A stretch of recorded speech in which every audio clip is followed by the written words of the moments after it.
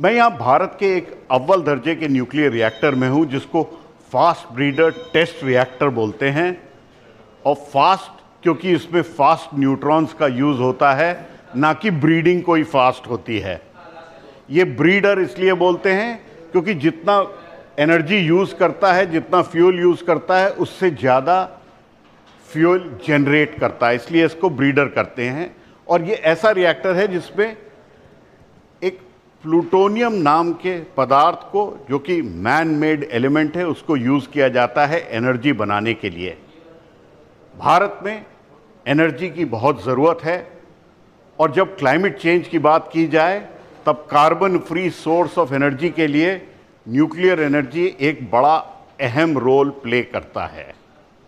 आने वाले टाइम में भारत को उम्मीद है कि फास्ट ब्रीडर टेस्ट रिएक्टर, जो कि 3 दशक से ज़्यादा तक काम करता आया है, इससे जो लर्निंग्स हुई हैं वो प्रोटोटाइप फास्ट ब्रीडर रिएक्टर बनाने में बहुत मदद करी है। और जब PFBR आने वाले टाइम में काम करेगा तो यहीं से सीख मिली है PFBR के लिए। दुनिया में केवल इस वक्त 21वीं सदी में रशिया के पास ऑपरेशनल फास्ट ब्रीडर रिएक्टर है और भारत के पास ये छोटा फास्ट ब्रीडर टेस्ट रिएक्टर है। आने वाले टाइम में जब प्रोटोटाइप फास्ट ब्रीडर रिएक्टर काम करेगा, जो 500 मेगावाट का है, यहीं कल्पाकम में बन रहा है, यहीं से थोड़ी दूर जहां से मैं खड़ा हूं, तब वो भारत के दूसरे चरण ऑफ न्यूक्लियर एनर्जी प्रोग्राम की तरफ ले जाएगा। अगर नेट ज़ीरो की टारगेट भारत को अचीव करनी है क्लाइमेट चेंज में, तो बेस पावर के लिए न्यूक्लियर एनर्जी का रोल बड़ा अहम है। लेकिन FBTR ने जो अभी किया कि प्रोटोटाइप फास्ट ब्रीडर रिएक्टर बनाने में मदद की, अब उसको भारत की डिपार्टमेंट ऑफ एटॉमिक एनर्जी और आगे ले जा रहा है। और इस वक्त ग्रीन हाइड्रोजन इससे बनाने की एक क्षमता बनाई जा रही है।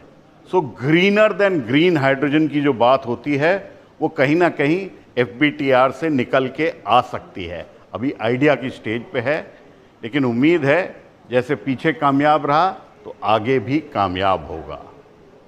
लेकिन बड़ा होगा जब प्रोटोटाइप फास्ट ब्रीडर रिएक्टर अपना काम कर सके और भारत को एनर्जी दे सके। फास्ट ब्रीडर रिएक्टर एक वेस्ट टू वेल्थ का नमूना है। भारत का न्यूक्लियर एनर्जी प्रोग्राम भारत को एनर्जी इंडिपेंडेंस देने में बहुत काम आएगा। भारत के फास्ट ब्रीडर टेस्ट रिएक्टर के कंट्रोल रूम से, कल्पाकम से, पल्लव, बागला, NDTV इंडिया के लिए भारत को अव्वल दर्जे का परमाणु प्रोग्राम बताया जाता है। डेवलप्ड कंट्री माना जाता है फॉर न्यूक्लियर एनर्जी। मैं इस वक्त खड़ा हूँ फास्ट ब्रीडर टेस्ट रिएक्टर के कंट्रोल रूम में, जो भारत का एक अव्वल दर्जे का रिएक्टर है, टेस्ट रिएक्टर है, एक्सपेरिमेंटल रिएक्टर है। भारत के 3 स्टेज प्रोग्राम के लिए, सेकंड स्टेज के फ्यूल और मटेरियल्स को टेस्ट करने के लिए। और मेरे साथ हैं यहाँ के ट्रेनिंग डायरेक्टर कोटेश्वरन साहब, जो बताएंगे इस रिएक्टर की क्या खास बात है। कोटेश्वरन साहब, ये जो रिएक्टर है फास्ट ब्रीडर टेस्ट रिएक्टर, इसकी क्या खास बात है? Okay, this reactor is designed to operate at 40 megawatt, mainly to demonstrate. थोड़ा हिंदी में बताएं। Okay, demonstrate कुछ बोल सोडियम, because this sodium इधर मंदक नहीं यूज करते हैं, इधर purely sodium is used as the coolant. So the energy of the neutron बहुत ज़्यादा रहता है उधर। PHWR रिएक्टर में उधर लेस देन 1 EV कम करते हैं, इधर 200 to 300 keV operating energy, high energy neutron use करते हैं। इसके कारण सोडियम यूज़ करना पड़ता है। मंदक कोई भी जो आप सोडियम यूज करते हैं वो कूलेंट है। Yes, coolant। वो तो है, लेकिन इसको फास्ट और ब्रीडर क्यों बोला जाता है? फास्ट इधर न्यूट्रॉन एनर्जी कम नहीं करते हैं, बिल्कुल वाट एवर फिशन में एनर्जी प्रोड्यूस करता है same energy around 200 to 300 keV, इसको बिल्कुल कम नहीं करते हैं। दूसरा, इसके वजह से we are using whatever thoria available in India, 30 to 40% world reserve we have. उसको पूरा हमको कन्वर्ट करके यूरेनियम 233 बना सकते हैं. So that is third stage fuel. So infinite energy हमको इधर से इससे निकाल सकते हैं. दूसरा वाट एवर यूरेनियम 238 हमको फर्स्ट स्टेज रिएक्टर में मिलता है, उसको डिप्लीटेड यूरेनियम बोलते हैं. उसको इस रिएक्टर में डाल के हमको ज़्यादा प्लूटोनियम 239 बना सकते हैं. अगर ये फास्ट रिएक्टर नहीं तो हमको 7% ही मिलता है यूरेनियम यूटिलाइजेशन फैक्टर. अगर फास्ट रिएक्टर में जाएगा तो 70% मिलता है. सो बहुत एनर्जी हम निकाल सकते हैं फास्ट रिएक्टर तो हमें क्यों ज़रूरत है? हमारे पास यूरेनियम का भंडार कम है, हम क्यों थोरियम, क्योंकि बाकी देश तो थोरियम नहीं इस्तेमाल करते. यूरेनियम हमको लिमिटेड क्वांटिटी है. इंडिया में यूरेनियम बहुत ज़्यादा नहीं है. यूरेनियम फर्स्ट स्टेज रिएक्टर में यूरेनियम पूरा डाल के हम लॉट ऑफ प्लूटोनियम एक्सट्रैक्ट करते हैं. प्लूटोनियम को second stage reactor fast reactor में डाल के lot of energy we can extract as well as we can produce. इधर थोरियम डाल के यूरेनियम 233 बना सकते हैं, नहीं तो डिप्लीटेड यूरेनियम ज़्यादा डाल के हम प्लूटोनियम 230 ज़्यादा बना सकते हैं. इसके वजह से lot of chain of fast reactor, fleet of fast reactors बना के then infinite energy we can extract from the fast reactor route. तो इस तरह के फास्ट रिएक्टर दुनिया में कितने देश में अभी चल रहे हैं? अभी रशिया में BN 601 रिएक्टर चल रहा है. इंडिया में एक ही reactor, this mother of fast reactor, एक ही रिएक्टर इंडिया में चलता है. इसके एक्सपीरियंस लेके हम लोग 500 मेगावाट इलेक्ट्रिसिटी PFBR बनाया. उसके एडवांस स्टेज ऑफ माने प्रोटोटाइप फास्ट ब्रीडर रिएक्टर, जो कि हमारी सेकंड स्टेज के प्रोग्राम के लिए मेन स्टे होगा, वो रिएक्टर अभी बन रहा है, चालू नहीं हुआ है अभी. It is in advance stage of commissioning. They have charge sodium. It is with in इस साल के अंदर हम बना के it will come into operation. वो तो जब आएगा तब प्रोटोटाइप फास्ट ब्रीडर रिएक्टर चालू होगा.